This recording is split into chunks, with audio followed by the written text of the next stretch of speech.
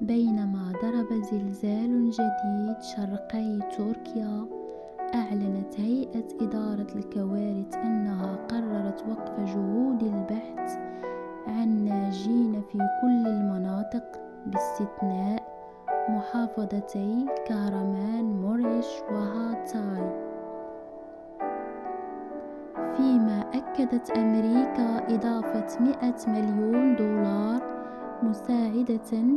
مساعدة لمن هم بأمس الحاجة إليها، حيث ضرب هذا الزلزال الجديد بقوة 4.7 درجات على مقياس ريختر عصر اليوم الأحد 19 فبراير ولاية مالطيا شرقي تركيا.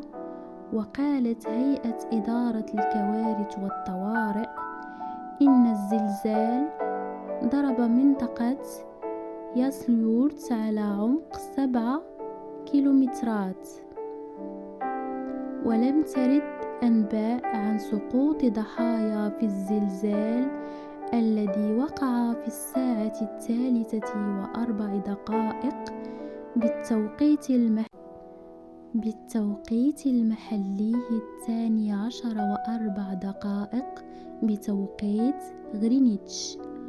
وذكر اليوم الأحد 19 فبراير أن الزلزال المدمر الذي ضرب منطقة الحدود التركية السورية أعقبه حتى الآن أكثر من 6000 هزة ارتدادية.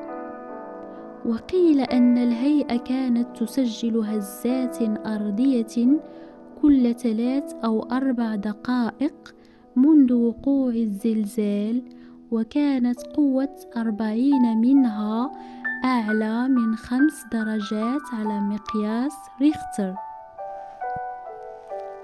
وجدير بالذكر أن الزلزالين أسفرا عن مقتل عشرات الآلاف وتدمير نحو 105,000 مبنى أو إلحاق أضرار بها، بالإضافة إلى تشريد عشرات الآلاف في جنوب شرق تركيا.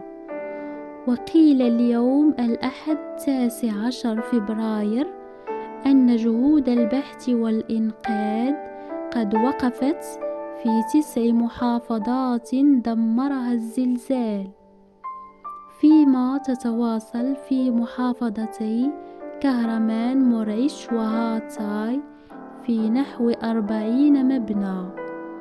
وأسفر الزلزال الذي وقع فجر الاثنين 6 فبراير وبلغت قوته 7.8 درجات، والذي أحدث دمارا هائلا في جنوب البلاد وفي سوريا، عن مقتل حوالي 45,000 شخص، بينهم 40,689 شخصا في تركيا. ويعتقد أنه تم إجلاء أكثر من 1,000,000 شخص في منطقة الكارثة في جنوب شرق تركيا. وذكر أن أكثر من 1,000,000 من السكان المحليين يعيشون حاليا في مراكز إيواء مؤقتة في محافظات ضربها الزلزال. ولم يتم إخراج ناجين جدد من تحت الركام في الساعات 24 الماضية، بعد إنقاذ زوجين من أنطاكيا عاصمة محافظة هاتاي أمس السبت بعد 296 ساعة على وقوع الزلزال.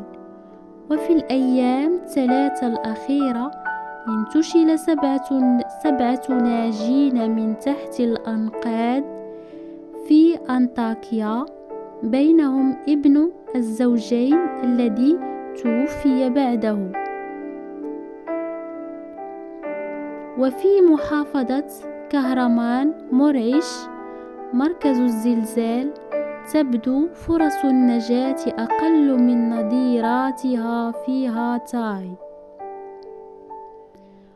بسبب الصقيع ووصول الحرارة إلى 15 درجة مئوية تحت الصفر في الليل في المناطق الثلجية مثل البستان، حسب ما أفادت فرق الإنقاذ. وذكر أيضا أن 105,000 مبنى انهارت أو تضررت بشدة وسيتم هدمها، وسجلت أكثر من 6,000 هزة ارتدادية منذ وقوع الكارثة، بلغت قوة إحداها 6.6 درجات، بينما راوحت قوة 40 هزة بين 5 و6 درجات وفقا لمنظمة الإغاثة. وطلبت هيئة إدارة الكوارث في رسالة من المنكوبين عدم محاولة الدخول إلى المباني المتضررة لاستعادة أغراض تخصهم ولو لفترة وجيزة، كما أعلنت أن طلبات المساعدة السكنية مفتوحة لهؤلاء الذين فقدوا بيوتهم، ولم يعلن حتى الآن عدد الأشخاص الذين باتوا من دون مأوى بسبب الكارثة. وأعلن عن نشر أكثر من 265 ألفا من طواقم الإغاثة الأتراك في المناطق المتضررة، بينهم فرقها وفرق تابعة للجيش والشرطة ومتطوعون ومنظمات غير حكومية. كذلك انضم حوالي 11,500 مسعف جاءوا من الخارج إلى جهود البحث والإغاثة. وبدأ وزير الخارجية الأمريكي أنتوني بلينكين الأحد زيارة لتركيا للاطلاع على جهود الإنقاذ، وأعلن عن مساعدات إضافية ب100 مليون دولار لمنكوبي الزلزال. وقال بلينكين: حين نرى حجم الأضرار وعدد المباني وعدد الشقق وعدد المنازل التي دمرت